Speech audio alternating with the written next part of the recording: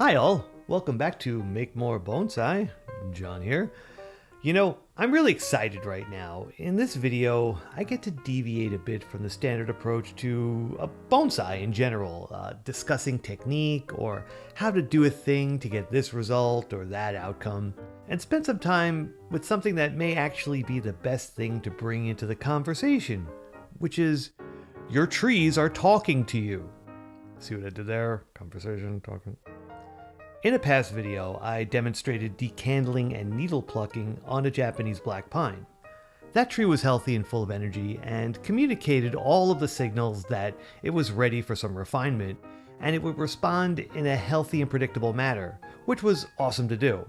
It just so happens that there's another Japanese black pine that was also repotted at the same time and treated exactly the same way as well. This tree, however, is broadcasting a different message. It's fine, it's healthy, and is well into development as a bonsai.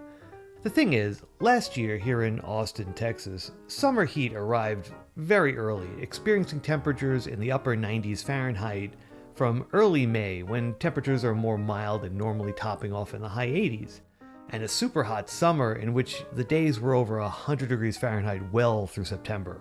This super hot weather had an effect on this tree and many others that essentially put the tree into an early summer dormancy state long before it was ready. This slowed down the development and amount of energy it could take in before a normal summer dormant period that starts closer to mid-July when temperatures are high. It did cool off for autumn, but it seems that it wasn't enough time for it to fully gather all of the energy it needed to push out a full complement of strong candles. The result of this is this tree is in no way strong enough to strip it clean of candles, reduce the needle count, and expect it to be able to push out a new set of healthy candles successfully this year. This Japanese black pine is telling us, I need to get some fresh needles now, and I really want to gather some energy. You can see how the new candles are short and are already opening up compared to the length of the candles on the pine we decandled, which were still tight and much longer. We need to apply a different approach to this tree to keep it healthy while still moving forward with its development. Our first priority is to ensure this tree reaches a state in which it is able to maintain its health easily and have enough energy to spare and add more volume to itself. How we do that while still making progress is the challenge. We're going to respond to what the tree is telling us and make sure we don't interrupt the process of gaining new foliage so it can gather more energy. All of those new buds opening up are opportunities presenting themselves for future development.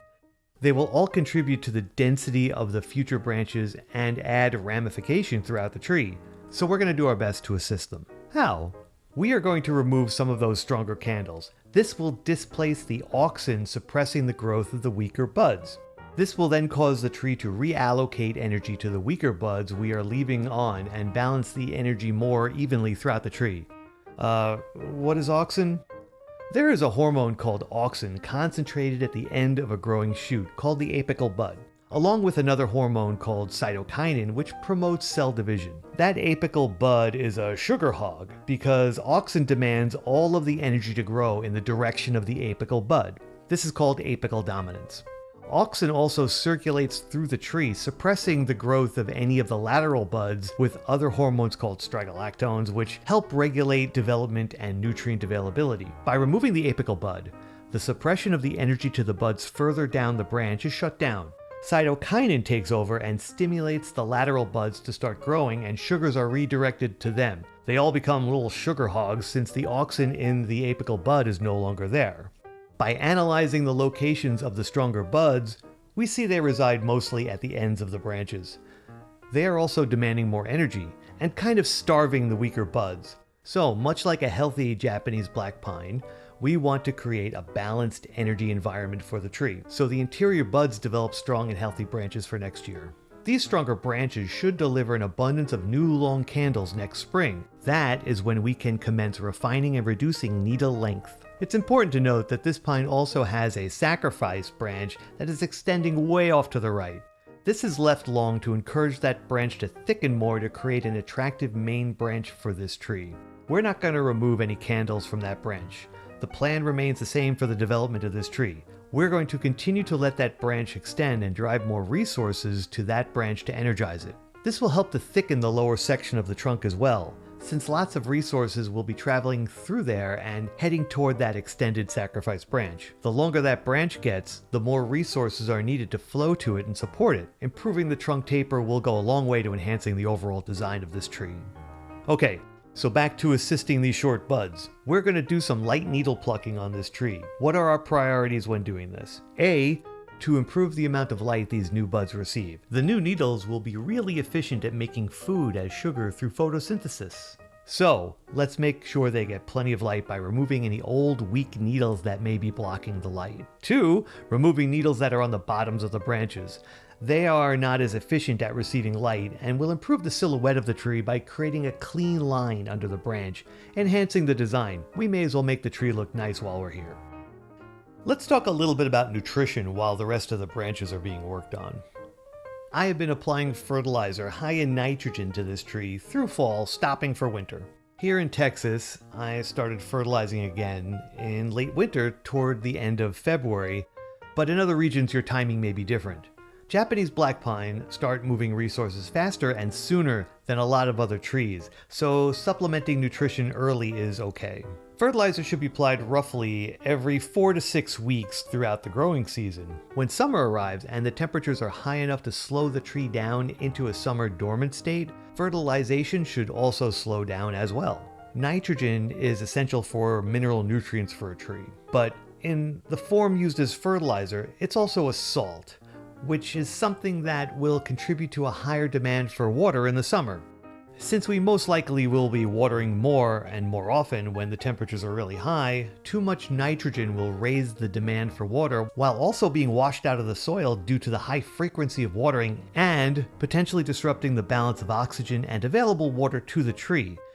If you water too much or too often, the roots may begin to struggle if that balance is offset. So, rather than wasting all that nitrogen and potentially stressing out the roots, it's best to hold off on fertilizer until the temperatures are lower and the tree is more actively using the nitrogen. We certainly don't want the tree telling you that you watered it too much. We just want them to say things like, "Hey, thanks for the good times."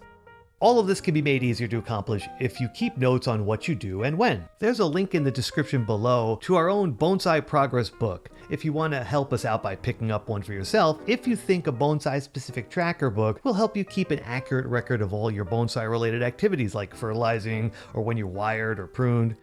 Here's a fancy QR code and the link is in the description as well. What have we accomplished this session? We actively listened and responded to what the tree was telling us. By taking that moment to commune with nature, so to speak, we carefully and mindfully took effective action to improve the health of the tree and continued developing a strong and healthy bonsai in order to reach our goals. We should periodically review the condition of those new branches as they develop through the summer. Maybe check to see if the wire that is on any of the branches will need to be removed, but that is the full extent of work on this tree until at least autumn. Then we will check in and see what is working for the design and what isn't. And we'll make design decisions based on how healthy it is then, or do we wait until spring to perform any major moves. For now, this pine needs some time just to do pine things. Thanks for watching. I hope you gained something helpful from this little video, if only the reassurance that sometimes less is more and to feel good about that choice, and confident that listening is often the first step to finding solutions, even for little bonsai-sized problems. Let me know what you think in the comments, and like and subscribe if you think you'd like to get into the conversation. See what I did there? Silly callback about talking to trees. All right. See you next time.